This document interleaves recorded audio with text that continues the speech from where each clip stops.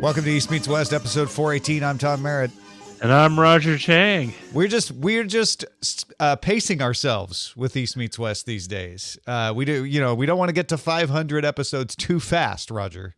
No. Then it looks like we're just being showboats. That's right. That's right. Yeah. And when you're heritage podcasters from 2005, like this show, you got to have a responsibility to your younger podcasters. You know, you want to make sure that we set the realistic expectations for those that follow us. Yeah, you don't want to be showboating, rubbing it in. Has it been more than a year? So we're on a yearly. East Meets West has become a yearly. I will say that as I get older, the concept of time becomes more nebulous, and I'm always surprised when someone mentions the date or the year or someone's age, and I'm always like, really? I could have sworn they were just 40, but 3 months earlier. I thought, okay, it's probably been close to a year since we last did the show, but before that we were on a pretty close to monthly schedule. And then I looked and I'm like, oh, it's been a year and 4 months. No, wait, year and 2 months since we did the show. And then before that, it had been a year since we had done the show.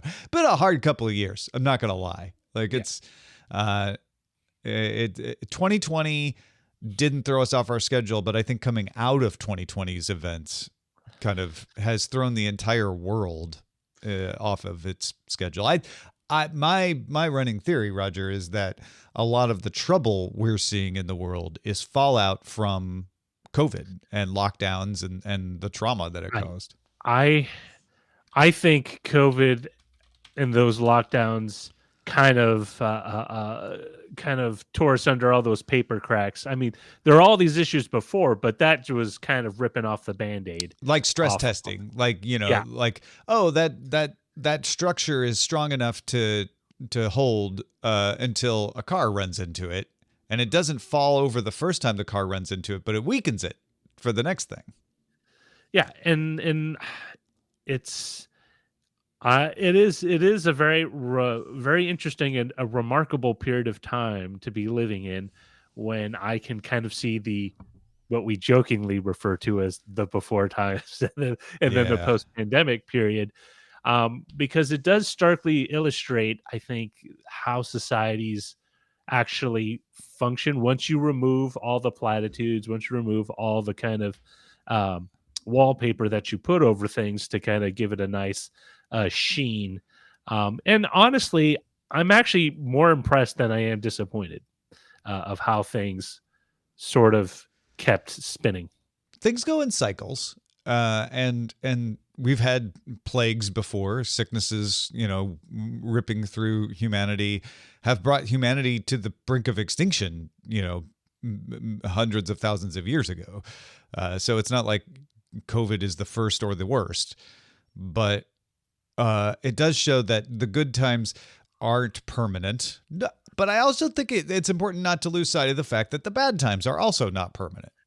Yeah, no, I think, especially, I am so guilty of doing this when I was younger. And I think this has to do with how long you've been around, how much you've experienced. But you tend to, when you're younger, you tend to assume things are forever, right? Yeah. This is the way the world works, and it will work this way from now on. And I think, a lot of people are now experiencing something that shifts that, and it's uncomfortable at first, but once you understand it, and I'm not saying it's easy, believe me, it's not easy. That most people do have most families, most communities actually have a level of resiliency that I think, I am very impressed by. I mean, popular culture would have us imagine. There was a movie, I know the Civil War just came out, but there was a movie about 25 years ago called Trigger Effect, and it kind of posited what would happen if a mass power outage happened, and for a very extended period of time, how society, like our neighborhoods, our communities, would slowly break down as people kind of tried to fend for themselves. And what you see, in different Um, uh, what you see in different snapshots around the world is that people actually, in some cases, come together in a more tightly knit kind of form of cohesion to get things done. Communities aren't what people assume. I when I was growing up, assumed a community was a natural thing, kind of along the lines of what we were talking about just now, of like, you just assume the world works the way it works when you're born. And you think, oh, well, the community is my family and the people my family knows, and to a larger extent, the neighborhood or city, depending on the size of the city that I'm in. And the fact is, communities are very malleable. Humans can form a community out of anything. And the internet has really put that to the test in a lot of strange and sometimes not great ways. But to your point, when you need a community to form, it will form. So there's a lot of complex interactions going into this thought, some of which are, we don't really form communities that can fall apart the way we used to, because we all sort of stay in our house and entertain ourselves with television and drive to places rather than walking. And so a lot of those natural communities don't happen, but stress makes them form. And I think whether those communities form in a supportive or unsupportive way isn't because of the stress or the bad thing that happens. It's more because of the makeup of the people that the community is forming out of. And when I say makeup, I don't mean that to be a moral judgment, just sort of like the mix of personalities and talents and sort of random stuff that goes into who's around you. I mean, yeah, I mean, like if you form a community around people that might have a tendency to kind of you see, honestly, the most obvious place you see this is in a kind of corporate office environment, but Yeah. where there's a lot of behind closed doors or kind of backstabbing, where you're trying to get ahead at the expense of a lack of trust. But more importantly, kind of an over-endowed level of cynicism, where this is how you get ahead, this is how things work, and it kind of goes back to, like, this is how things have always worked, so that Yeah. you There's nothing you perpetuate can do about it. That's just corporate life. Yeah. Yeah. And it's interesting because I've experienced, at least personally, I've experienced a corporate structure that has been pretty benign, even supportive. I've been in one that has been pretty neutral, just kind of your standard corporate American thing. And then I've been in one that's been borderline toxic. And it does show that I think what really matters is not just the leadership at the top, but leadership at all levels of an organization. And I think when you get people that have a genuine interest in the welfare of a community, you tend to have policies and actions that reflect that. Again, they may not be perfect. They may not be the ideal Camelot kind of situation that people imagined the JFK era to be. But I would only need look past at the past 6 years at what happens when you have people that lead that maybe have less interest in the welfare of everyone and just a limited set of people within that group. Yeah, I think human communities work best in small groups. I know there's that. What is that rule that you can only have about 100 people that you really know, and beyond that, you're not knowing them. I think that kind of shines a light on the limit of what a human community can really stretch to, and any structure, whether it's a neighborhood or a city or a state or a nation, that stretches beyond that has to cheat. And when you cheat, you leave a lot of room for misunderstandings and bad decisions and repercussions and all of that. I do suspect that a lot of our mistrust, well, let me put it this way. I think a lot of the problems in the United States that we have politically, and we're seeing this in other countries too, is a lack of trust in other parts of the community, right? So it's not my fault. It's their fault. And that's because they are others.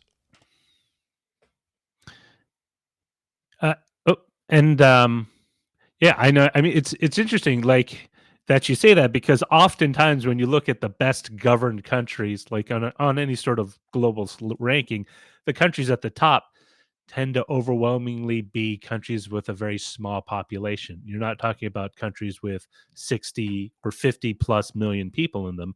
Oftentimes, like if you're talking about a Scandinavian country, you're looking at 7, 6, maybe 9 million. Although I think Sweden has 10, 11. Although their political system is also sort of being stressed and fractured at this point.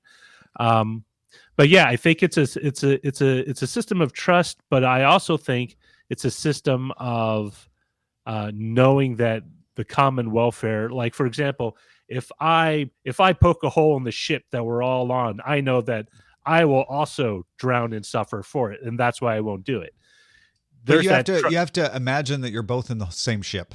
Yeah, exactly, right? Exactly. And so to your point about, Sweden, it's tempting to say that it's because they are ethnically the same, that they have that social cohesion, and that is part of it. I don't want to discount it. When you have a common language and a common culture, you are going to get along more, like all of us. That's why neighborhoods often form around cultural lines, right? That's why you have Chinatowns. That's because people are like, oh, I understand this. It's less stressful because I speak the language and I understand the traditions and all of that. But, I look at some place like England, which The Economist just had a story that the immigrants in England do just fine economically. And they didn't always. And generally in countries, immigrants always do less well economically until, a couple of generations down the line. And they think the reason for that is that I'm trying to remember exactly, but if I remember correctly, it was sort of a couple of communities in England just were naturally tolerant. Like they just kind of let people become part of their community easier for whatever reason, and that allowed people to just not have to overcome a lot of the barriers. So I don't think it's simply like, well, we should all break up into our various cultures and live within those and never interact. I think there's a method by which you can integrate, and I'm convinced by that because Sweden isn't 100% Swedish, right? Even historically. It's 80%. Yeah. It's 80% or less ethnically Swedish. And England, I think maybe some people might have a misconception, but even before now, let's forget the 20th century. England was Picts and Celts, and and I know I've gone back this before, but historically there wasn't an English identity, certainly wasn't a British identity. There were tons of different tribes with different traditions, and then the Normans came in and colonized England in the modern parlance, and imposed a top-down system. But over time, it integrated. So that kind of integration can happen naturally over a long time. It can happen faster. I think in the United States, we've had a pretty good history, relatively speaking, and don't get me wrong, there's lots of failures along the way, but in the long term of like forging a culture out of multiple identities. But we've hit some rocks along the way.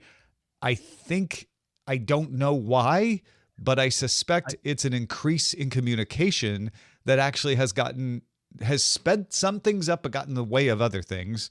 And I posit that because the internet seems to allow you to stay in your community without engaging with the other community that isn't physically present.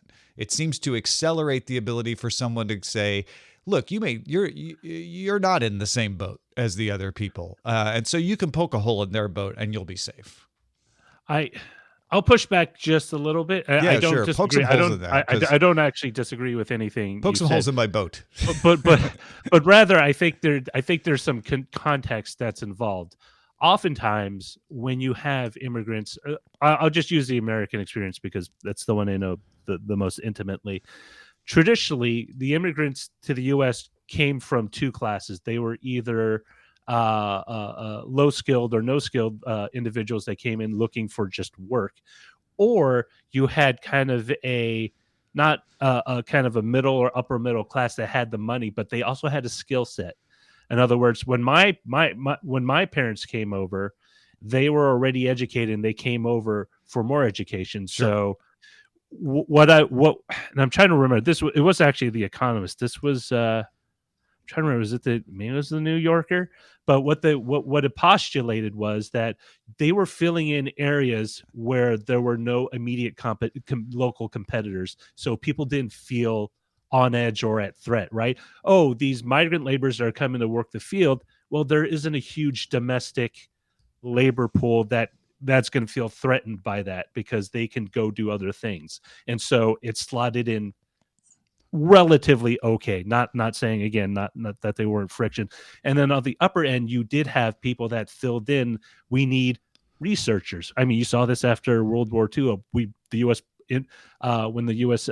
Loosened immigration policies in the late '60s, a lot of people that came over were well educated. In fact, one group I think is the most stark example of this is the Indian American community, because up until when even though immigration was liberalized for Indian nationals, very difficult to immigrate to the U.S. unless you were either in a PhD program or you had a PhD. And so what you see with a large majority, and when I mean large majority, I mean almost 90% of that community, they are very, very well educated. And so they when they came over, a lot of people kind of just assumed that Indians were very well educated, and so again, they were not a threat to the bulk of the American population that was in the upper middle class, because they weren't encroaching in their what I would consider like their financial space. So their jobs, their ability to earn a living, their financial security. And Oh, and so I'm wondering more recently, the immigration tends to be across the board. So in other words, having just the top end and the low end, it's also the middle end. So now these are people coming in, programmers or whatever on H-1B visas. They are threatening my livelihood because now more of those jobs are at risk of being taken over by people I consider to be outsiders. Yeah, you focused on the immigration part, which actually wasn't really the main thrust of my argument. My argument was that was really that the United States can become a single culture that gets along with itself in a way that it doesn't look like it is right now. And I don't think the thing that's dividing the United States is immigration. Immigration is an issue that people have picked sides on, and there's a difference between immigration and border security. Those are often lumped together, and they're two different things. But to me, that's a separate issue, and I think there's a lot of important things in what you said about it. But I also think there's just a cultural issue of, we were all in the same boat, and we sort of bring people in, like you said, and integrate them into the main culture. But there was a main culture, and you can have differences of opinion about how that culture should be run that were healthy, but communication has caused us to divide along artificial lines. I think that's why I was like, the immigration stuff doesn't really apply to my final point, which is, we're not dividing along ethnic lines. We're not dividing along any lines but political lines that are made up. And the reason you can do that is because if I go online, I can feel like I'm part of a community without actually being a part of a community. And then they can feed me a lot of things that make me feel important. And then all the natural community defending instincts kick in, and I'm no longer rational. And it actually feeds my theory that the successful politician understands that they are leading a fandom, not a political party. And when you see, like, why is this working? Why are people believing this about whatever politician you don't like? It's because they're acting like fans. They're not acting, like rational citizens in the ideal world. That's not to say anything you said about immigration. Oh, yeah, I no. take issue with. It's just I was sort of aiming in a different direction. It's interesting you say that because I mean, in the non-economist article from 15, 20 years ago, in the America section, who's the guy who what's the title of the American column that they write? Not Baghdad, Lexington. it's Lexington, and he wrote it's like Americans were more self-selective. In other words, when people moved from one state to another, they tend to self-group into communities most like them. Yeah, As before, it was just which is normal, but they noticed it was a higher percentage than it traditionally was, and so there's that kind of self-sorting factor. I'm going to move to this community because that reflects everything I want, instead of what you had immediately post World War II, where people were just moving. Aha, that has a job opening over at that factory, or that I move into Ohio because they need a middle manager. I fill all the I take all the boxes. I'm yeah, work there. You know what? That's interesting because that implies you had the latitude to do that, right? In post World War II, you moved to where the job was because otherwise you didn't eat. So you didn't have the latitude to be like, I want to move where people are like me. It's like, no, good luck with that. I'm going to move where I can get a job and feed my family. As the economy gets better, as the society becomes more supportive, you then get the luxury of being able to go, you know what? I can find jobs in multiple locations. Let me pick the one that suits me best. And I think that happens on the internet too, which is instead of I'm living in this community and I need to figure out how to form a community with the people around you, which is what happens in COVID, right? Where you're suddenly like, oh, I have to deal with the folks around me. And you see the better angels of our natures come out. On the internet, you can be like, well, I don't want to be part of that community. I have the luxury of choosing people who think exactly the way I do, and I don't get challenged on my beliefs at all, which is unhealthy. It's weird because in many respects, it's kind of what I see in my kids. They tend to self-select until I force them to do something. Sure. Yeah. And sometimes they'll throw a tantrum because your kids are humans, right? Yeah. Yeah. And they want to do they want to do all the things they want to do. They want to eat they want to eat cake and breakfast cereal for all that. No. And I think I think there used to be a level of factual kind of realism that kind of acted as a filter to our behavior. But when you get to a point where you're financially stable enough where you do have the luxury, it's like, well, F you, I'm gonna do this. I think and I think it tends to engage all the pleasure centers of our brain without necessarily having to filter through our is it the super ego that has to make all the ego, rational? id, and super ego? Yeah, because the id is the base part. That's just all emotion. That's all what I want to do. But you don't have that filter of like, no, that's a bad thing because Well, and you have fewer natural filters, right? Like, and this is my theory that information is going through the same issues that food is just now coming out of. An abundance of food was not something we had to deal with for most of human history. And then when we got it in the 20th century, we suddenly had to realize, oh, the natural impediments to accessing fats and sugars are no longer there. We have to come up with new ways of limiting them, or we're going to kill ourselves by following our natural instincts, which is like fats and sugars. Those are hard to get. Eat them as much as possible. And I think information is the same way. Information was very rare. And so our brains are evolved to process, rare information. And one example is we tend to pay more attention to negative things than positive things because negative things can kill you. And then when you have very little information, that's a survival strategy. But in an abundant information world, you can have all the negative information you want all day long. And so it's the fats and oils and sugars of information. And we haven't even got to the point of recognizing that that's an issue and that we need to have an information diet. And I know I've talked about that before, even right here on East Meets West, but it really is the thing that we're suddenly dealing with. The other thing that it makes me think about. I don't know if you've listened to Andrew Heaton's Political Orphanage at all. I've listened, I think, a few times, but not within the past year. I highly recommend his most recent episode, a visit to 50s land.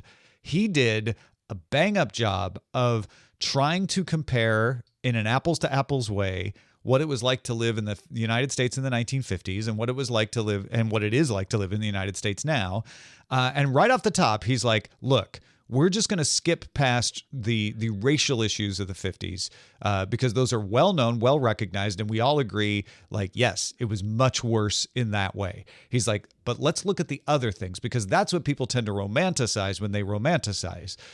They romanticize that, well, if it weren't for the racial problems, we had, the better jobs and a better way of life. And he just goes through and obliterates all that and points out, right.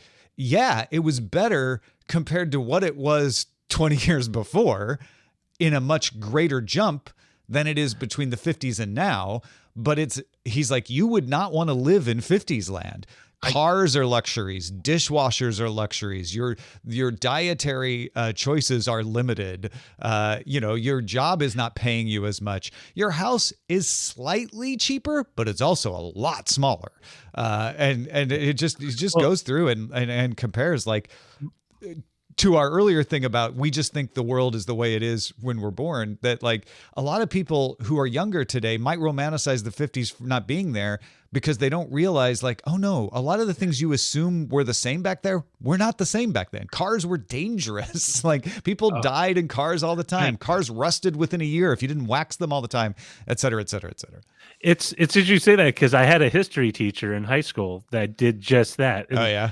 He brought up the 50s like, yeah, for some people it was great, but he talked about like his father getting cancer because he worked at a chemical factory that did have these safety. It's like you don't understand. Like he brought up things like the love chemist, like all these things. And cancer was a death sentence then, right? Like it's not great now, but like there was no way to treat it back then. And he was just going on. It's like we think things are worse now, and it kind of goes to what you were saying is because we're more informed of how things work than before, where you just if you were lucky you were part of the you rolled out of the army, you got part of the GI Bill and you could go to college and you could study. But even for a lot of Americans, that wasn't something they could afford to do, right? The push towards, and even the things that they could afford to do were not as good. In our minds, we're like, oh, they had cars and dishwashers, and it's like, well, sure.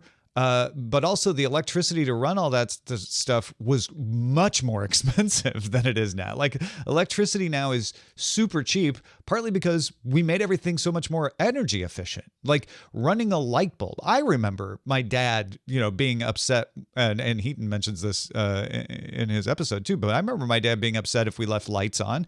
These days with LEDs and the cost of electricity, like lights can just. I mean, I still get that way, just right? No, because you and I were raised that way, but you don't need to be. Like the lights actually use pennies. It doesn't save you anything to really turn a light off, even if it's your habit. Maybe it's good. Maybe it's good to do it anyway, but it's not a concern. Whereas you could go bankrupt leaving lights on in the 50s. Like, I mean, there's that whole joke in Red Dwarf where the main protagonist managed to save Britain because he left the light on in his house when he went into space, and the money he owed from that was what paid the country's economy. And it was just and it's so weird because we tend to do that. We did, people look fondly for some reason back on the 80s, and I remember the 80s quite well.